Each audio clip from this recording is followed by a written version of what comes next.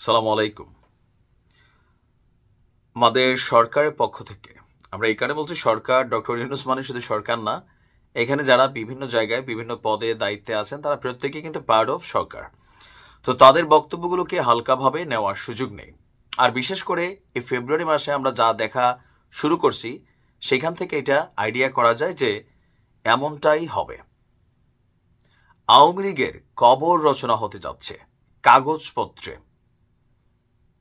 মানে আইনের মাধ্যমে আওয়ামী লীগকে মোটামুটি কবর দেওয়ার যেই কাজ অথবা যে প্রসেসিং, সেটা অনেকটাই চলছে বা শুরু হয়ে গেছে।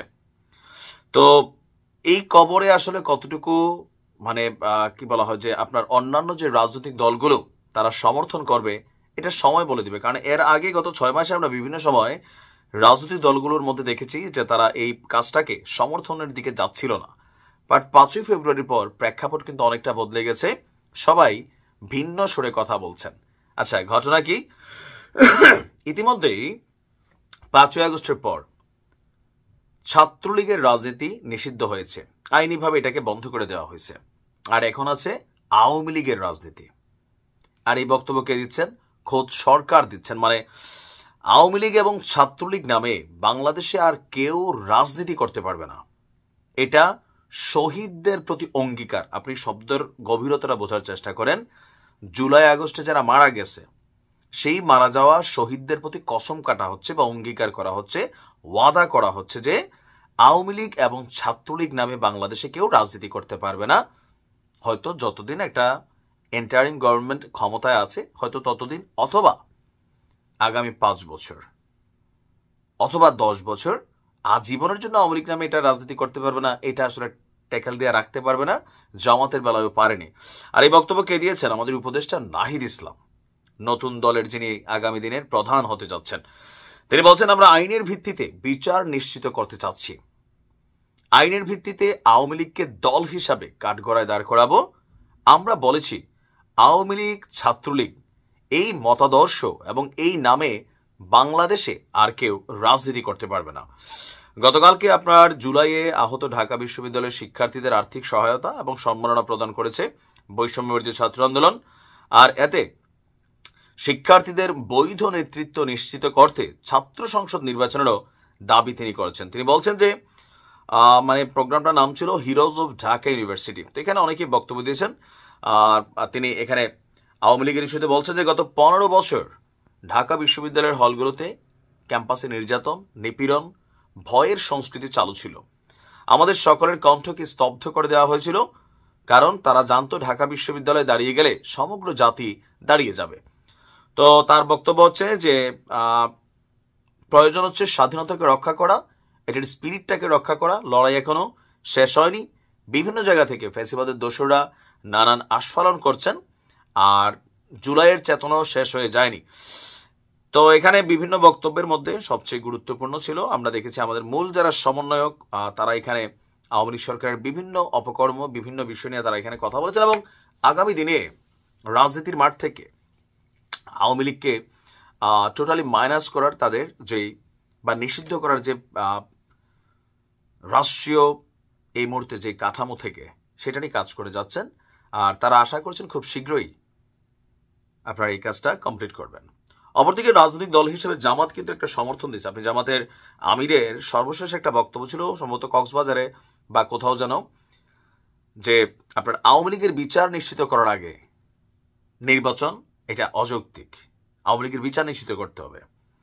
আবার আমরা যদি বিএনপির ভাষাটাও দেখি, বিএনপির খুবই টপ লেভেলের যারা নেতৃস্থানীয় নেতারা আছেন, তাদের অনেকেই কিন্তু আওয়ামী লীগের রাজনীতি নিষিদ্ধের জন্য বা আওয়ামী লীগকে নিষিদ্ধের জন্য কথাবার্তা বিভিন্নভাবে বলার চেষ্টা করছেন বা অনেকে বলছেনও। আমরা এই মুহূর্তে যেটা বুঝতে পারছি যে আগামী সময়টা আওয়ামী লীগের জন্য খুবই কঠিন একটা সময় যাবে। ইভেন এখন পর্যন্ত হুমকি ধামকিমূলক যে শব্দগুলো, এগুলা কিন্তু প্রত্যাহার করতে হবে, পরিহার করতে হবে। আপনি মনে রাখেন, আপনি যখন ভিকটিম, মজলুম, তখন মজলুমের গলা থেকে মানুষ মানে হুমকিমূলক, ধমকিমূলক কথা কিন্তু পছন্দ করে না। হয়তো আপনার একটা পার্ট অফ ফলোয়ার এটা পছন্দ করবে।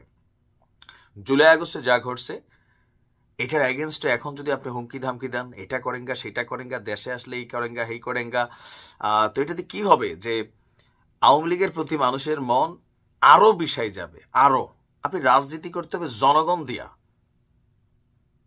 দীর্ঘ একটা সময় কিন্তু বিএনপি জামাত ধৈর্য ধরছে, মাইর খেয়েছে, জেল খাটছে, অত্যাচার সহ্য করছে, বেগম খালেদা জিয়ার বাড়ি থেকে বের করে দেওয়া হয়েছে, জামাতের নেতাদেরকে ফাঁসি দিয়ে দেওয়া হয়েছে। আপনার বুঝতে হবে এটা একটা লং টার্ম ছিল, তারা ফেস করছে নানান পরিকল্পনা পানি ঢালা হয়েছে, তারপরে ফাইনালি এসে তারা অ্যাচিভমেন্ট করছে। সো এটা ভাবার কোনো কারণ নাই রাতারাতি এখানে কোনো কিছু হয়ে যাবে, ট্রাম্প পাই সেটা করবে অথবা ভারত এটা করবে, কিছুই করবে না। আপনারটা আপনাকেই করতে হবে। এটা কিভাবে? ভালোবাসা দিয়া, হুমকি দামকি দিয়া না। একটা দেইরা অ্যান্সার দিবেন, একটা দেইরা বক্তব্য আসবে, উল্টাপাল্টা বক্তব্য আসবে মিডিয়াতে, আওয়ামী লীগের নেতার কোনো এমপি মন্ত্রী সাবেক, পাবলিক এটাতে আরো বিগড়াই যাবে ভাই, আরো বিগড়াই যাবে। মাথায় রেখেন, কৃতকর্মের জন্য অনুতপ্ততা মিনিমাম লেভেলে থাকতে হবে। তো দেখা যাক, তবে এটা কাগজ কলমে বন্ধ হবে, কারণ এই দেশে আওয়ামী লীগের একটা বিশাল ফ্যান ফলোয়ার আছে। আপনি নিষিদ্ধ করে দিলেন, কলম দিয়া জামাতকেও করা হয়েছিল, তো কতদিন এটা টিকছে? টিকে নাই, কারণ মানুষের মধ্যে চাহিদা ছিল। তো আওয়ামী লীগেরও এখন নির্দিষ্ট একটা ফ্যান বেস ফলোয়ার আওয়ামী লীগের নেতাকর্মী অবশ্যই আছে, এবং এটা পার্সেন্টও কম না আপনি পার্সেন্টে হিসাব করলে। কিন্তু আমজনতা, মানে ধরেন ওই সকল মানুষগুলো যারা ভাত খায় ঘুমায় ওঠে, মানে 5ই আগস্টের সময় যা ঘটছে আমজনতার কিন্তু কানেক্টিভিটি চলে আসছিল, যার কারণে এটা ঘটাইতে পারছে। এর আগে বিএনপি কিন্তু এই কাজটা পারে নাই, আমজনতা আসে না, রিক্সাওয়ালা মনে করছে আরে ধুর এটা বিএনপির প্রোগ্রাম আমার কি। কিন্তু 5ই আগস্টের আগের পরে যে সমস্যাগুলো ছিল আওয়ামী লীগের জন্য, ওই সময় কিন্তু সবাই কানেক্ট হয়ে গেছিল। কেন? যার যার জায়গা থেকে। আপনি ওই নির্দিষ্ট একটা ফ্যান বেস নিয়ে আপনি কাজ করতে পারবেন না। জনগণ আপনার পক্ষে আসতে হবে। এখন জনগণ কারা? ভাত খায় ঘুমায়, নামাজ পড়ে মসজিদে যায়, মন্দিরে যায়, চার্চে যায়, প্যাগোডাতে যায়, তারা। তো মোট কথা হচ্ছে যে রাজনীতিতে কামব্যাক করতে হলে আজকে হোক কালকে হোক 10 বছর পরে হোক, পজিটিভ ওয়েতে আপনাকে কামব্যাক করতে হবে। এই মুহূর্তে বিভিন্ন ধরনের বক্তব্য যেগুলো আসছে, বা ধরেন যে এটা করে ফেলবো সেটা উড়াই ফেলবো, এরকম বক্তব্য কিন্তু আসতেছে, বিভিন্ন জায়গা থেকে আসতেছে। দেশে এসে একযোগে ঝাঁপাইতে হবে, মেয়র জাহাঙ্গীরের ফোন রেকর্ড ফাঁস হচ্ছে, আওয়ামী লীগের বিভিন্ন পরিকল্পনাগুলো সামনে চলে আসতেছে। আবার খোদ শেখ হাসিনা তিনি নিজেও বক্তব্য দিচ্ছেন। তো প্রত্যেকটা বক্তব্য হচ্ছে কি একটু কাউন্টারমূলক সরকারের সাথে। সরকার তো সর্বোচ্চ চাইবেই, কারণ এই এন্টারিং গভর্নমেন্ট বা যারা এখানে আছে আগামী দিনে দল করুক, প্রত্যেকের একটা ভয় আছে যে আওয়ামী লীগ ফিরে আসলে এদের প্রত্যেককে ফাঁসি দিয়ে দিবে। এরা ব্যক্তিক প্রয়োজনেও চাইবে। তো বুঝতে হবে এটাকে কিভাবে ডিল করতে হবে, হুমকি ধামকি দিয়ে না। দেখা যাক কখন এই সিদ্ধান্ত সামনে আসে। ভালো থাকুন।